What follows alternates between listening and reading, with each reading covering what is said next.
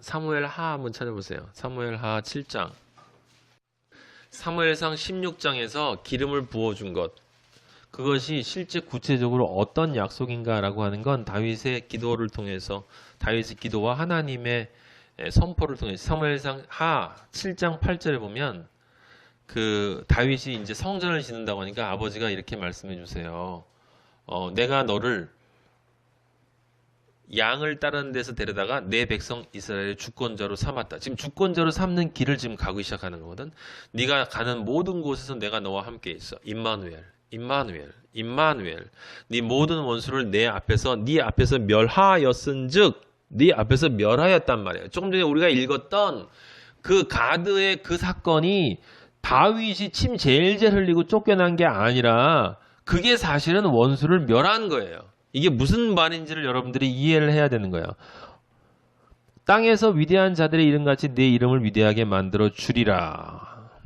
그리고 그 밑에 보면 너의 왕위를 영원히 13절에 보면 영원히 견고하게 하리라. 네 아들을 통해서 예수 그리스도를 예표하는 거지만 실질적으로 이제 솔로몬을 이야기하는 거잖아요.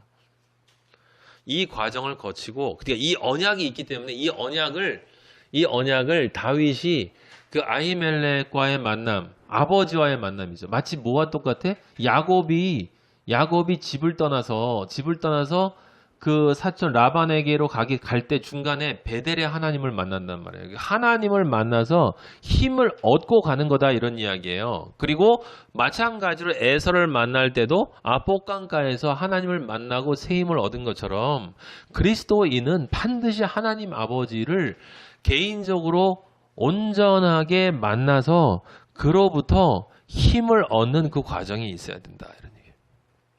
한 번이 아니라 계속. 그러니까 다윗이 블레셋으로 간 것이 뭐예요? 하나님의 응답이에요. 내가 간구하니 하나님이 응답하셨다. 근데 웃기잖아요. 네? 뭐가 웃깁니까? 아버지가 구원해 주시겠다고 응답하셨는데 어디로 보냈냐면 블레셋으로 보냈단 말이에요. 블레셋으로. 도대체 왜 블레셋으로 보냈느냐라고 하는 거야. 그게 신기하지 않습니까? 왜 블레셋? 그래서 그 꼴을 당했는데 아까 제가 말씀드린 것처럼 내 모든 원수를 네 앞에서 멸하는 거다. 그게 멸하는 거였다. 어떻게 침을 제일 흘리고 미친 척하고 쫓겨나는 게 네 원수를 네 앞에서 멸한 거냐 이런 이야기예요. 이걸 여러분이 생각해 봐야 되는 거죠. 제가 아버지를 처음 만나고 제가 이거를 경험을 해봤기 때문에 깨달을 수밖에 없는 그리스도인은 아버지를 제일 처음 만나면 여러분이 아버지가 여러분에게 가장 먼저 요구하는 것이 무엇이겠어요?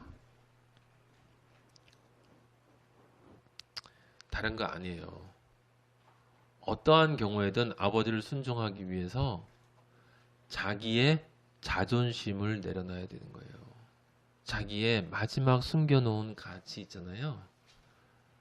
그 알량한 자존심.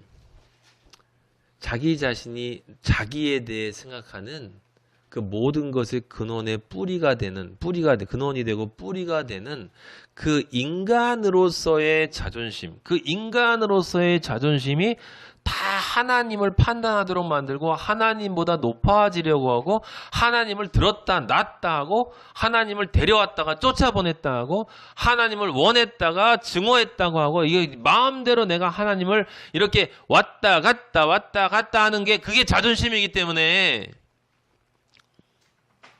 어떤 인간들은 자존심이 있는 것도 모르는데 그리스도인은 다행히 아버지가 알려줘요.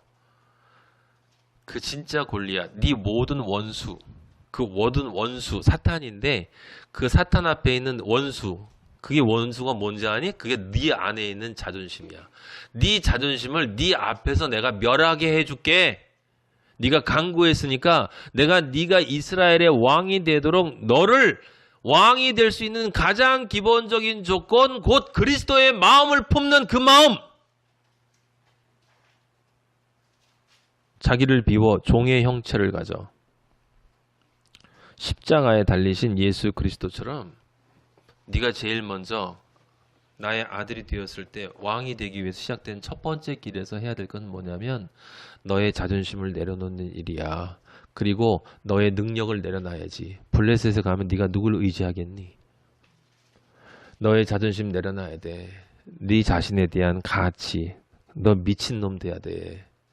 사람들 앞에 미친 척 할 수 있어? 창피하니? 사람들 앞에서 예수님 믿는다는 얘기 솔직하게 할 수 있어? 두렵니? 떨리니? 남들이 너 미쳤다고 할 텐데? 남들이 볼 땐 네가 마치 침을 제일 흘리는 것처럼 보일 텐데? 남들이 보면 네가 벽에다 극적거리는 것처럼 보일 거야. 네가 진리를 이야기하는 것이. 왜? 세상 사람들은 널 이해 못하거든? 세상 사람들이 널 보면 예수님한테 세상 사람들이 그랬던 거 너 기억 안 나? 네가 미쳤도다. 예수님한테 그랬거든. 바알세불의 힘을 빌렸도다. 귀신이 들렸도다. 예수님한테 그랬거든. 그리스도인은 예수님하고 같은 존재 아니야? 그럼 너도 그렇게 사람들이 볼 때 미친 존재처럼 보일 수 있어? 근데 내가 볼 땐 넌 아들이야. 나에겐 넌 분명히 아들이다. 그런데 세상은 널 미쳤다 그래. 그럼 너 기뻐할 수 있니? 아버지 기쁘지만 저도 세상에서 미친놈처럼 취급받지는 않아야 되는 거 아니에요? 아버지가 제 아버지면 저를 그렇게 놔두시면 안 되는 거 아닌가요?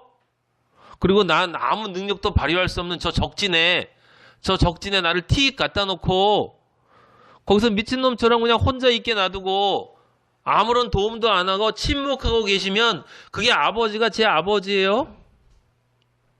라고 이야기하는 나에게 아버지는 거꾸로 얘기하는 거예요. 그게 널 인도하는 건데 네 원수를 네 앞에서 멸하는 건데 너의 자존심, 너의 세상 사람들을 쳐다보는 그것, 사람들이 널 어떻게 평가하는가를 생각하는 그것, 모든 자존심 내려놓고 겸손과 온유의 존재가 되라고 그랬지.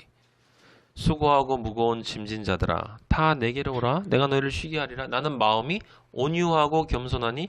나는 세상 사람들이 볼 때는 벽에 극적거리고 미친놈이거든. 그게 온유 겸손이거든요. 근데 나랑 같이 멍에를 맬래? 예수님 말씀하세요. 그리고 나한테 배울래? 그리하면 반전이 있어. 마음에 쉼을 얻는데. 이걸 사람들이 어떻게 이해를 하겠습니까? 이 비밀을? 다윗은 이해를 했어요. 아니 이해할 수밖에 없었어요. 왜요? 아버지 이외에는 다른 길이 없었기 때문에.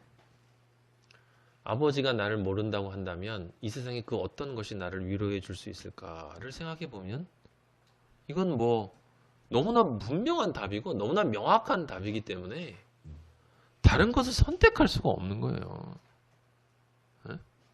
아무런 저항도 할 수 없이 나를 죽이면 죽일 수밖에 없는 그 적진의 한가운데 내가 들어가 있어. 거기에서 아버지가 그렇게 해서 쫓겨나는 모습을 보이는 그 다윗에게 승리했다라고 얘기해 주시는 거예요. 다윗이 그렇게 얘기하는 거예요. 뭐라고요? 내 영혼이 여호와를 송축합니다. 내 입술로 주를 찬양합니다. 난 여호와를 자랑합니다. 내가 간구했는데 아버지가 응답하신 것입니다. 아버지 난 좋습니다. 기쁩니다. 미칠 수 있습니다. 아버지의 법궤가 들어오면 나 속옷이 보여도 빨가벗겨도 아버지가 좋아서 아버지 앞에서 춤을 출 수 있습니다.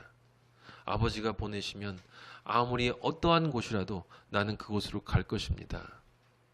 그곳이 생명이기 때문에 그 자리가 생명인 것이 아니라 그 자리가 어떤 자리이건 아버지는 저와 늘 함께 하실 것이기 때문에 아버지와 함께하는 그 존재의 양태가 평안이고 그게 평화지 블레셋이냐 유대냐 어디냐가 평안이 아니라 나에게 아버지가 계시냐 안 계시냐 그것이 내가 의인이냐 구원받았냐 평안이냐 안식이냐를 결정하는 것이나 너무나 분명하기 때문에 전 아버지가 계신 그곳, 아버지가 가라는 그곳으로 나는 거기를 가고, 그런데 가면 아버지는 저를 그렇게 구원하시고 내 모든 두려움에서 나를 건지시고 나는 결코 부끄럽지 않다. 다윗이 뭐라고 그랬어요? 5절에 나 부끄럽지 않대. 그 일을 하고 부끄럽지 않대요. 주를 앙망하고 광채를 내었대요. 광채를 냈대 내가. 여러분 다윗이 실제 그렇다는 얘기가 영적 의미는 그리스도인이 진리를 선포하고 그 진리에 따라서 자기의 삶을 온전하게 살아나가려는 그 모습이 세상 사람들이 볼 때는 다윗처럼 미친놈으로 보인다니까. 그러니까 우리가 바로 세상의 빛이기 때문에 광채를 낸 거예요. 그럼 당연히 부끄럽지 않지. 이런 엄청난 이야기를 참, 그 해석하는 거 보면 참 아버지가 얼마나 통탄을 하실까. 나의 영광스러운 십자가, 나를 따라오는 진정한 그리스도인의 이 삶의 모습이, 이 아름다운 이 모습을 저렇게 인간적으로 이리 두드리고 저리 잘라내고 자기들 멋대로 나를 위한다고 인간적으로 해석해서. 다윗은 거짓말하지 않았어요. 아버지의 관점에서. 그래서 아버지가 뼈를 보호하셨고 하나도 꺾이지 않았어요. 하나도 꺾이지 않았다는 건 물리적인 생물학적인 생명이 죽임을 당하지 않았다라는 뜻이 아니라 그 안에 있는 믿음이 꺾이지 않았다는 거야. 그리스도인으로서의 그 골격이 꺾이지 않았다라는 거지 않습니까? 네? 근데 이게 다윗만이 아니었잖아요. 여러분 창세기 20장 한번 보세요. 창세기 20장. 이미 아버지가 그 사례를 보여준 게 있어요. 20장 1절. 아브라함이 거기서 네게브 땅으로 가려가. 아브라함이 아비멜렉, 여기도 아비멜렉이 나와. 아비멜렉. 블레셋 땅으로 온 거예요. 살기 위해서. 먹을 게 없어서 뭐 흉내에 들었는지 하여튼 또 마찬가지로 또 아비멜렉에게 왔어. 그 사라를 자기 누이라고 그랬어요. 이게 얼마나 옹졸하고 치졸하고 조잡한, 사람들이 그렇게 이야기하잖아요. 다 아브라함이 원래 이렇게 부족했는데 믿음을 해서 아버지가 나중에 그런 이삭을 바치는 그런 믿음을 주셨다고, 그런 인간적인 해석을 하지. 제가 여러분들에게 분명히 말씀드렸어요. 이거 그런 뜻이 아니라고. 아브라함이 아내 사라를 자기 누이라고 한 것에 대해서 하나님 아버지가 아브라함에게 책망을 한 일이 없어요. 그리고 여기 창세기 20장 1절에 보면 실제 아브라함이 아내를 자기 누이라고 하고 아비멜렉이 사라를 데려갔어. 이제 자기 아내를 삼으려고. 근데 3절에 보니까 아비멜렉의 꿈에 나타나서 네가 이 여인 데려와서 넌 죽었어. 너희 집안 다 죽었어. 아비멜렉이 이제 인간적으로 저는 오랍이라고 해서 데려왔지, 제가 누이라고 해서 데려왔는데 부인이라고 했으면 데려왔겠습니까? 나는 솔직하게 잘못한 거 없습니다. 그러니까 6절에 하나님이 네가 틀리지 않은 거 내가 알아. 그래서 내가 너를 범죄치 않게 하는 거야. 7절 이제 그 사람 안에 돌려보내. 그가 선지자야. 그가 너를 위하여 기도하리니. 이거 우리 옛날에 한번 봤죠. 그가 너를 위하여 기도하리니 네가 살려니와. 이 거꾸로 되지 않았어요? 에? 자기 살겠다고 자기 아내를 팔아먹은 놈이 이 온전한 마음으로 여자를 데려온 아비멜렉이 기도해야 아브라함이 살아야 되는 게 아닌가? 인간적으로 생각할 때. 근데 거꾸로 그런 비겁한 목숨 살겠다고 아내를 팔아먹은 아브라함이 기도하면 네가 산다. 네가 근데 돌려보내지 않으면 너희 가족들 다 죽어. 그러니까 아비멜렉이 일어나서 아브라함에게 물어봐요. 왜 그렇게 했냐고. 10절에 아브라함이 말해요. 여기 하나님을 두려워함이 없다. 이게 핵심이야. 하나님을 두려워함이 없다. 그래서 없기 때문에 너희들 뱀처럼 지혜로운 그런 존재로 내가 행동을 했지만 너희는 틀림없이 내 아내로 만들면 나를 죽일까 생각했다. 나를 죽일까? 나는 내 자신의 생명이 아까운 것이 아니라 나를 통해서 나를 통해서 믿음의 조상인 나를 통해 이스라엘이라는 하나님의 구원의 역사가 이루어져야 한다 이 말이에요. 하나님의 역사가 이루어져야 한다. 그렇기 때문에 나라고 하는 아브라함이라고 하는 한 개인의 생명이 아니라 믿음의 조상으로서의 아브라함이 살아 있어야 한다. 근데 사탄인 너희가 사탄의 후견인 너희들이 그것을 대적해서 아브라함을 통해서 믿음의 조상을 통해서 이스라엘 진정한 영적 이스라엘이 나오는 것을 막으려고 네가 나를 죽이려고 하는 것이다 라고 하는 것으로 아브라함은 본 것이고 그래서 자기 아내가 누이라고 했다 이 말이에요. 무슨 말인지 알겠어요? 아브라함은 지금 선한 일을 하고 있다고요. 거짓말을 한 것도 아니고 다윗하고 똑같은 얘기예요. 그래서 아비멜렉이 이제 사라에게 주고 돌려보내니까 뭐라고 나오냐면 17절에 보세요. 아브라함이 하나님께 기도하며 하나님이 아비멜렉과 그의 여종을 치료했대. 그러니까 영적인 부분을 이해하지 못하면 하나님이 이 세상의 인간과 생각 자체가 얼마나 다르신가를 우리가 이해를 못하는 거예요.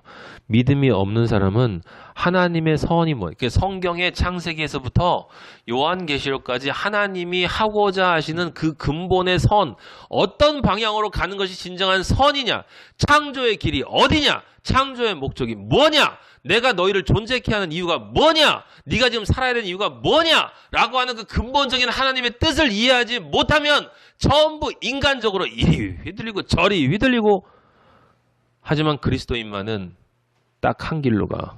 사람들이 미쳤다고 하든 비겁한 놈이라고 하든 자기 안에 팔아먹은 놈이라고 하든 상관이 없어. 나는 아버지의 뜻이 이루어지는 그 길로만 가.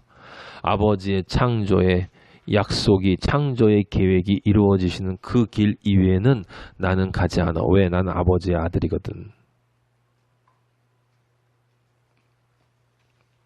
그래서 우리 아버지가 오늘 우리에게 또 물어보시는 거예요. 아무도 알아주지 않고 나만 알아주는 그 길. 근데 아무도 알아주지 않는 것만이면 그래도 좀 나은데 미쳤다고 하고 조롱하고 웅성웅성거리고 궁시렁궁시렁거리고 정상적이지 않은 인간 쳐다보듯이 쳐다보는데 그 길을 너 가겠니? 그것도 그 길이 바로 내가 널 인도한 길이라는 것을 너 인정할 수 있니?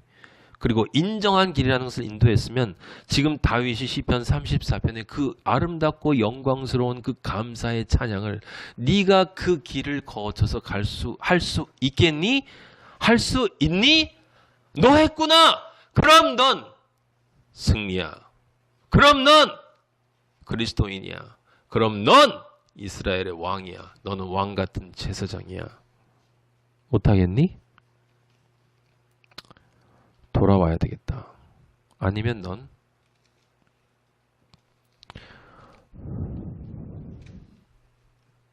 아버지는 그래서 늘 선택이에요. 선택. 어떻게 해야 될 것인가? 세상에서 살아야 되겠고 아버지한테 은혜도 받아야 되겠고 근데 둘이 절대로 두 개를 동시에 선택할 수 없는 그 상황으로 아버지는 우리를 몰고 가신다는 거예요. 그것도 사랑하는 사람만. 사랑하지 않는 사람은 몰고 가지도 않아요. 그냥 멋대로 살아. 뭐 찬양하려면 하고 기도하려면 하고 예 볼려면 보고 원래 뭐고 갈려면 가고 마음대로 해. 난 널 글로 몰고 가지 않아. 왜냐면 네 마음 안에 진짜 나를 찾아오려는 마음이 없으니까.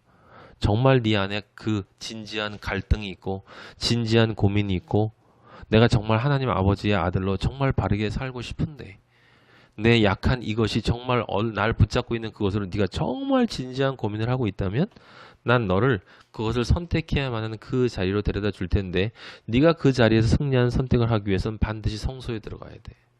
반드시 성소에 들어가야 돼. 성소에 들어간다는 게 우리에게 뭐예요? 성령 세례 받아야 된다는 뜻이야. 성령 세례 받지 않으면 못한다는 거예요. 못한다는 거예요.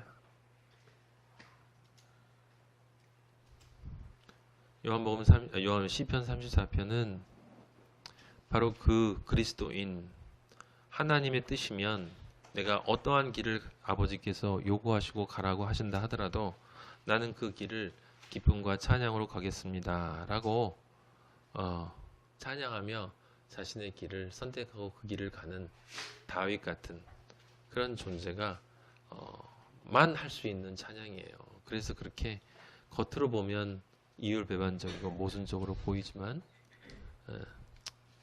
그래서 다윗이 멋있는 거죠. 오늘 말씀은 제목에서 미친 다윗이에요. 기도하겠습니다. 아버지 감사합니다. 영광 받아 주시옵소서. 아버지 제가 이 시편 볼 때만 해도 아버지 이 뜻이 이렇게 깊으신 줄 몰랐습니다. 아버지의 뜻을 바로 알지 못하고 성경을 건성건성 봤던 저를 용서해 주시고 또 아버지 이 말씀의 자리를 위해서 저 같은 어리석고 약하고 사악한 놈을 아버지 또 은혜로 세워주시고 아버지의 진리의 말씀을 부어주셔서 다시 한번 새롭게 다윗으로 일어나라. 다시 한번 새롭게 성소로 들어와라. 다시 한번 새롭게 십자가의 보혈을 마셔라. 다시 한번 새롭게 내가 있는 이 십자가로 옮겨와라. 그리고 나와 함께 블레셋으로 가자. 내가 너와 함께 하겠다. 내가 골리앗을 쳐부셔 주겠다. 네 안에 있는 나의 말씀이 네가 그 말씀대로만 행동하면 반드시 그렇게 이루어질 것이다. 내가 승리하였으니 너를 승리하게 해 주겠다. 라는 나의 이 초청. 내가 널 사랑하니 그것 잊지 말고 나와 함께 가자는 아버지의 말씀을 이렇게 은혜로 부어주시니 감사합니다. 아버지 저희 마하나임 한 사람도 빠지지 않고 이 길을 가기를 원합니다. 우리가 매일매일 무엇을 바라보고 있는지 아버지 스스로 검토하게 하시고 아버지 우리가 모여서 무엇을 즐거워하고 있는지 우리 스스로 검토하게 하시고 아버지 우리가 무엇을 간절히 소망하고 있는지 우리 스스로 검토하게 하시고 아버지 우리의 삶의 목적과 종국적 지향점이 무엇인지를 매일 스스로 검토하고 아버지 앞에서 새로워지는 역사가 일어날 수 있도록 축복 내려 주시옵소서. 저희 마하나임을 사랑하시기에 이 진리의 말씀을 주신 것 너무너무 감사합니다. 아버지의 영광이 되어질지어다. 마하나임이여 일어날지어다. 아버지 빛이 되고 광채를 드러낼지어다. 시편 34편의 고백이 마하나임의 고백이 될지어다. 할렐루야. 아버지 감사합니다. 영광 받아 주시옵소서. 예수 그리스도 이름으로 기도하였습니다. 아멘.